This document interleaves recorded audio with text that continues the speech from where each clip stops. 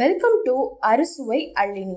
நிறைய இன்ட்ரெஸ்டிங்கான cooking videos பார்க்குறதுக்கு மறக்காம இந்த சேனலை சப்ஸ்கிரைப் பண்ணுங்க. இன்னைக்கு வீடியோல தீபாவளி ஸ்பெஷல் ரெசிபி பூண்டு கார சேவ் எப்படி செய்யறதுன்னு பார்க்கலாம். இதுக்கு தேவையான பொருட்கள்: ஒரு ஸ்பூன் பூண்டு பேஸ்ட், இதை அரைச்சிட்டு ஃபில்டர் பண்ணி வச்சிருக்கேன். ஒரு ஸ்பூன் சீரகம், அதுக்கப்புறம் இந்த பவுடர் 1 கிலோ கடலைப்பருப்புக்கு 1/4 கிலோ பச்சரிசி கழுவி நல்லா காய வச்சுட்டு அரைச்சது, 10 வரமிளகா, பெருங்காயத்தூள், இது இல்லாம உப்பும் எண்ணெயும் தேவைப்படும். முதல்ல ஒரு பேன் நல்லா ஹீட் பண்ணிக்கிறேன். பேன் ஹீட் ஆனதுக்கு அப்புறம் வரமிளகா ஆட் பண்ணிக்கிறேன். இது மீடியம் ஹீட்ல வச்சுட்டு வரமிளகாவோட வாசனை வர வரைக்கும் நல்லா வறுக்கணும்.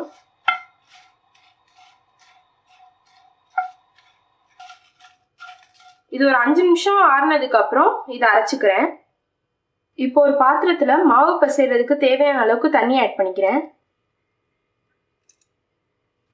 அதுல 1 டீஸ்பூன் சீரகம் ஆட் பண்ணிக்கிறேன். அரைச்சு வச்சிருக்க பூண்டு பேஸ்ட், இதுக்கு தேவையான அளவு உப்பு ஆட் பண்ணிக்கிறேன்.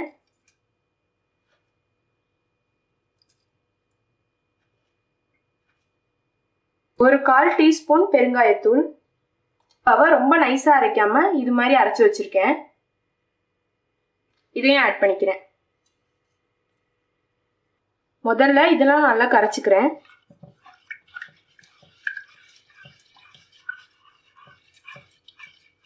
நல்லா கரைச்சதுக்கு அப்புறம் எடுத்து வச்சிருக்க கடலை மாவும் ஆட் பண்ணிக்கிறேன்.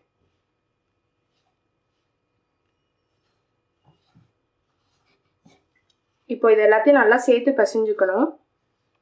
மாவு ரொம்ப டைட்டா இல்லாம இந்த கன்சிஸ்டன்சில பிசைஞ்சுக்கோங்க.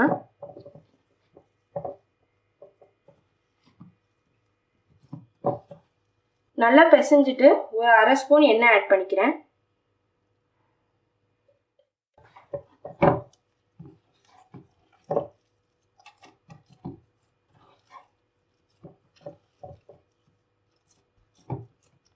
இப்போ ஈஸி மேக்கர் கழுவி வச்சிருக்கேன். இது உள்ளார எண்ணெய் ஆட் பண்ணி எல்லா சைடும் நல்லா அப்ளை பண்ணிக்கிறேன். அப்பதான் மாவு நல்லா ஒட்டாம ஈஸியா வரும். இந்த அச்சு தான் யூஸ் பண்ண போறேன் இன்னைக்கு.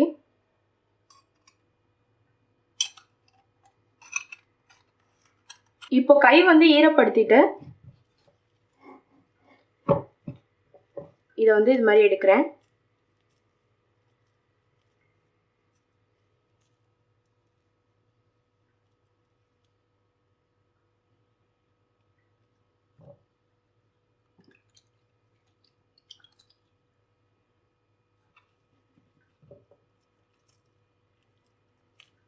எவ்வளோ மாவு வைக்க முடியுமோ அவ்வளோ மாவு வச்சுக்கிறேன்.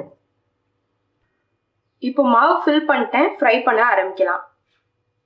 இப்போ ஒரு இருப்பு சட்டி ஹீட் பண்ணியிருக்கேன். இது சூடானதுக்கு அப்புறம் எண்ணெய் ஆட் பண்ணிக்கிறேன்.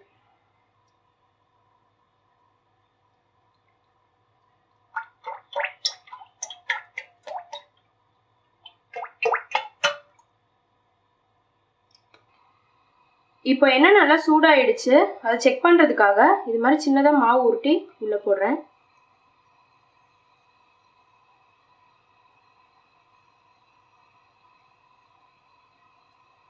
நம்ம மாவு உள்ளே போட்டதுக்கப்புறம் உடனே மேலே வந்தாதான் எண்ணெய் நல்லா சூடாயிடுச்சுன்னு அர்த்தம். அதனால இது இன்னும் கொஞ்சம் நேரம் சூடாகணும்.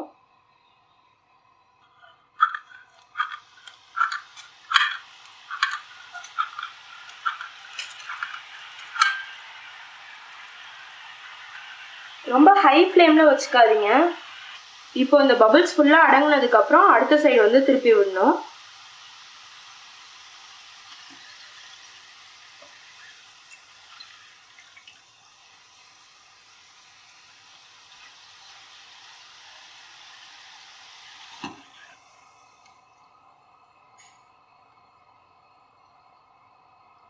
பபிள்ஸ் நல்லா அடங்கிருச்சு. இப்போ எடுத்துடுறேன்.